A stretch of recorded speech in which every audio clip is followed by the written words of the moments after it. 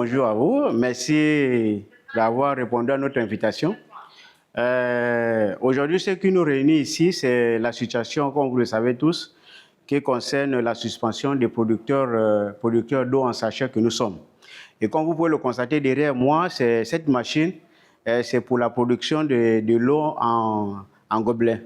Et donc, normalement, c'était pour faire la démonstration de notre volonté d'avancer. Parce que pour entreprendre, on commence petit et puis on grandit.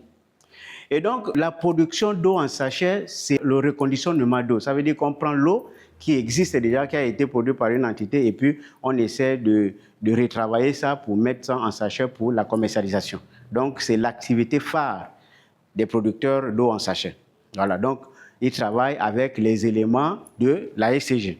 Et donc, il se trouve que par le biais du communiqué numéro 001336 du 27/18/2025, la Gaza a annoncé aux producteurs de l'eau la suspension de leur activité.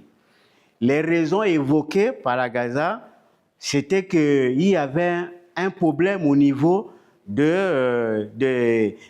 au départ, c'était au niveau de l'eau. Donc, juste à présent, on n'avait pas encore reçu quelle est la marque d'eau, là où il y avait des problèmes, et surtout le résultat du laboratoire qui démontrait que l'eau de telle marque avait un souci. Et l'autre problème qui s'est ajouté, c'est le problème de l'emballage. Et donc, depuis que la Gaza a publié ce communiqué de suspension, et dans le communiqué, la Gaza précisait qu'on suspendait pour vérifier parmi les producteurs ceux qui étaient en règle, ceux qui étaient conformes à la loi et ceux qui respectaient évidemment l'ensemble de processus de publication. Et donc, ayant pris la connaissance des exigences de la Gaza, eh bien, les producteurs d'eau ont accepté que la Gaza vienne évidemment faire une évaluation. Il y a eu plusieurs missions, que ce soit le ministère de la Santé, que ce soit le ministère de l'Eau, que ce soit la GANOR, que ce soit la Gaza. Beaucoup ont effectué les missions. Chaque mission, nous avons des copies des PV de chaque mission avec nous. Alors, tout ce que la Gaza avait demandé aux producteurs d'eau, c'est de se conformer. De se conformer pour d'abord commencer par vérifier la qualité de l'eau, la qualité du sachet, etc., etc. Au moment où je vous passe cette information, à peu près 2 à 3 producteurs ont déjà rempli l'ensemble des conditions. Moi-même, j'ai participé à plusieurs étapes.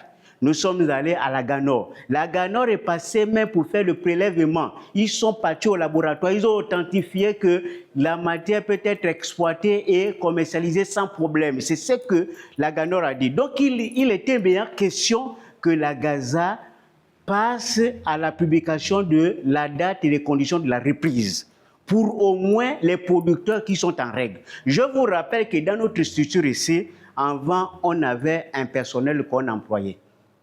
Nous avons déjà enregistré 2 décès, des collaborateurs qui sont partis, et juste au moment où je vous parle, les gens sont au chômage. Et pour rappel, quand le président de la République est arrivé, le président avait précisé que, étant donné que la fonction publique était saturée, il demande aux compatriotes de s'orienter vers l'entrepreneuriat. Et c'est ce que nous sommes en train de faire progressivement. Il y a ceux qui ont la volonté d'évoluer dans le domaine de l'entrepreneuriat. Donc, on commence petit. Certains ont injecté de l'argent avec les frères pour essayer d'apprendre, enfin, de grandir. Mais la Gaza est un partenaire, puisque nous avons rempli les conditions. Nous attendons la décision finale, parce que ça fait plus de 6 mois que la Gaza a suspendu l'activité de l'eau. Nous attendons jusqu'à présent la date exacte de la reprise. Du moins, c'est pour ceux qui ont déjà rempli les critères. Parce qu'il s'agit des familles, et le DG de la Gaza le sait très bien, il s'agit des familles. Ce n'est pas une question de n'importe quoi, il y a l'impact social là-dedans. Or, le président demande aux gens de se débrouiller. On prend les gens, on emploie les gens, aujourd'hui ils sont renvoyés des maisons parce qu'ils n'ont rien. Il faut au moins que ça soit justifié. Au moins, il faut donner la raison réelle de la suspension. Sinon, donner l'autorisation pour la reprise.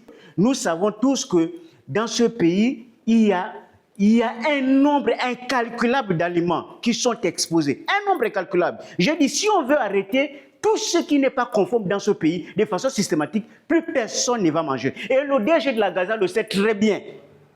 Il sait très bien que du poisson, en passant par la braise, en passant par tout ce que nous consommons dans ce pays, est exposé au plus haut degré. Or, ce que nous, on ne comprend pas, c'est que l'eau, qui n'a pas fait l'objet de dénonciations par le ministère de la Santé, parce qu'il n'y a pas eu une contamination nationale qui va amener à ce que la suspension soit systématique, là, on suspend l'eau, alors qu'il y a des aliments beaucoup plus exposés comme le poisson à la braise, les Nike et les autres, y compris même les établissements qui sont à côté même des pompes funèbres. Ça là, ça n'intéresse pas le plus grand nombre. La question qu'on se pose, c'est que est-ce qu'il y a une autre raison qui peut justifier le fait que la Gaza ne prenne pas une décision de reprise, ne fait-ce que pour nous, nous qui sommes en règle là. Parce que nous sommes en partenariat.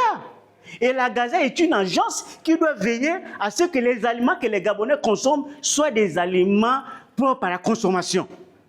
Et ça passe par tous les produits. Et je viens de vous citer quelques produits qui ne répondent pas aux normes. Moi, je vous dis, dans ce pays, il y a même des trucs qu'on plante, qu'on abuse même au niveau des engrais.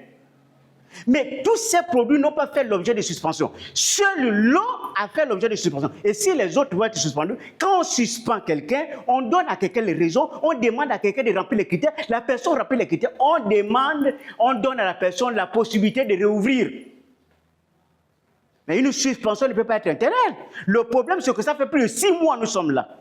Et toujours aucune réponse. Nous, ce qu'on veut demander à la Gaza, c'est que s'il y a un problème qui bloque, dites au président que le problème bloque. Et dans ce cas, il faut évaluer la dépense de tous ceux qui ont déjà commencé la production d'eau. Vous les remboursez de l'argent et puis on boucle ce dossier. Et puis nous aussi, on va aller dire au président, monsieur le président, comme on nous a remboursé, on va aller donc investir ailleurs, puisqu'on ne peut plus investir dans l'eau. La Gaza est suspendue. Il faut voir au moins le minimum de nos honnêteté. Parce que les appareils, là, c'est coûteux. vous demandez aux Gabonais d'entreprendre. Le président l'a dit. Ça ne fait même pas 3 jours que j'étais à la présidence. Le président a dit il faut investir. Quelqu'un achète des machines comme ça. Vous suspendez. Vous pensez qu'on va avoir l'argent? Et le DG qui suspend là, lui-même il sait qu'on suspend. Nous ici, on a même mis une pompe publique dehors là, pour donner l'eau gratuitement aux populations. Une pompe publique dehors là. La pompe publique là, tous les habitants des environs plus gros là, il y a des préfets, il y a des hauts cadres, il y a des officiers qui viennent puiser l'eau. Personne n'est mort. On met ça à la disposition du public, gratuitement en plus. Mais le DG de la Gaza, est-ce qu'ils ont déjà créé plusieurs puits dans les quartiers pour donner l'eau aux populations gratuitement? Parce qu'on est dans un pays où on a des problèmes d'eau, on a des problèmes d'électricité. Les gens font l'effort.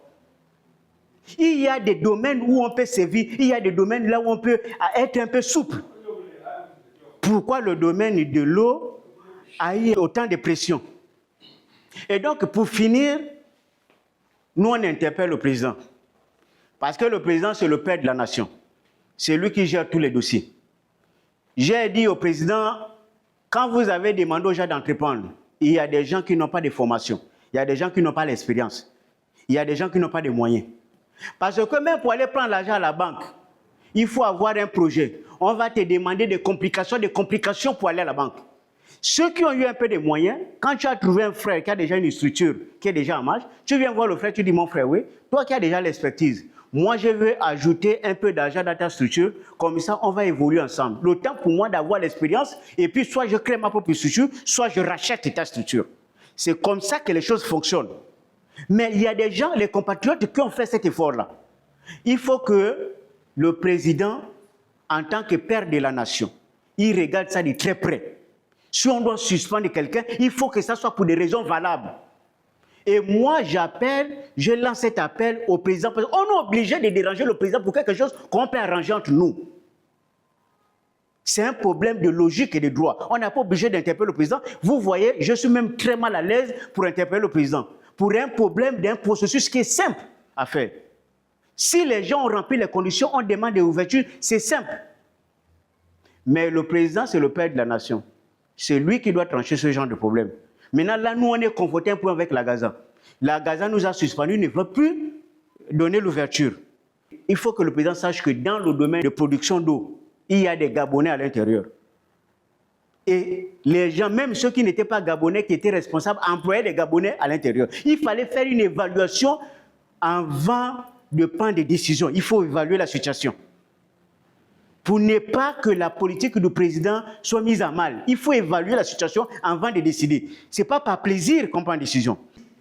Pour l'instant, moi, je vais me limiter là parce que je ne veux pas rentrer en profondeur. Et pour terminer, je préfère rappeler la fonction de directeur général, ce n'est pas une fonction académique.